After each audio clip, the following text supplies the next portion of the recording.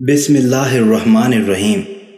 حضرت علی رضی اللہ عنہ فرماتے ہیں، اللہ جب کسی بندے کو نیک بنانا چاہتا ہے تو اسے 3 چیزوں کا عادی بنا دیتا ہے۔ اسے کم بولنے، کم کھانے اور کم سونے کا الہام دیتا ہے۔ جس کو علم ہو جائے کہ اللہ بڑے غور سے سنتا ہے تو پھر وہ اپنی کہانی کسی اور کو نہیں سناتا۔ اللہ جب انتظار کے ذریعے آزماتا ہے تو شیطان دعا نہ قبول ہونے کے وسوسے تمہارے دل میں ڈالتا ہے۔ وہ آزماتا بھی ہے اور نوازتا بھی ہے۔ اس کا ہر انداز بہت خوبصورت ہے کیونکہ وہ رحمان بھی ہے اور رحیم بھی ہے۔ سچ کے راستے پہ چلنے کا یہ فائدہ ہوا کہ راستے میں کہیں بھیڑ نہ تھی۔ فرمانے حضرت علی رضی اللہ تعالی، جس کو تم سے سچی محبت ہوگی وہ تم کو فضول اور ناجائز کاموں سے روکے گا۔ حضرت علی رضی اللہ عنہ نے فرمایا، یہ دنیا ایک مقررہ وقت تک رہے گی اور آخرت ہمیشہ تک۔ معاف کرنا سب سے زیادہ اسے زیب دیتا ہے جو سزا دینے پر قادر ہو۔ جس کی امیدیں اللہ کے ساتھ ہوں وہ کبھی ناکام نہیں ہوتا۔ ناکام وہ ہوتا ہے جس کی امیدیں دنیا والوں سے وابستہ ہوں۔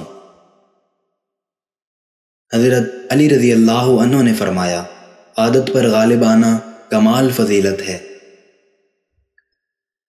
کائنات کی سب سے مہنگی چیز احساس ہے جو دنیا کے ہر انسان کے پاس نہیں ہوتا۔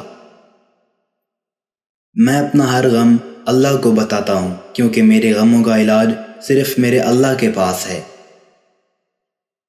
جس دن تمہیں قرآن سمجھ میں آ گیا اس دن تمہارا نہ کوئی مسلک ہوگا نہ کوئی فرقہ۔ تباہی اور بربادی ہے ہر اس شخص کے لیے جو دوسروں کے عیب ڈھونڈتے ہیں اور لوگوں کی پیٹھ پیچھے برائی کرتے ہیں۔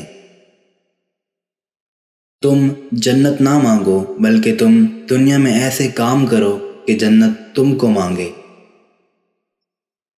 اگر عبادت کرنے کے بعد بھی تم پر مشکلیں آ رہی ہیں تو اللہ کا شکر ادا کرو کیونکہ اس نے تمہیں پسند کر لیا۔ تمام تعریفیں اس ذات کے لیے ہیں کہ وہ جسے توڑے اسے کوئی جوڑ نہیں سکتا اور جسے جوڑے اسے سارے توڑنے والے مل کر بھی جوڑ نہیں سکتے۔ اللہ تعالیٰ سے جب بھی مانگو بھروسے کے ساتھ مانگو کیونکہ وہ تب بھی دیتا ہے جب تم نہیں مانگتے۔ پھر یہ کیسے ممکن ہے کہ تم مانگو اور وہ عطا نہ کرے؟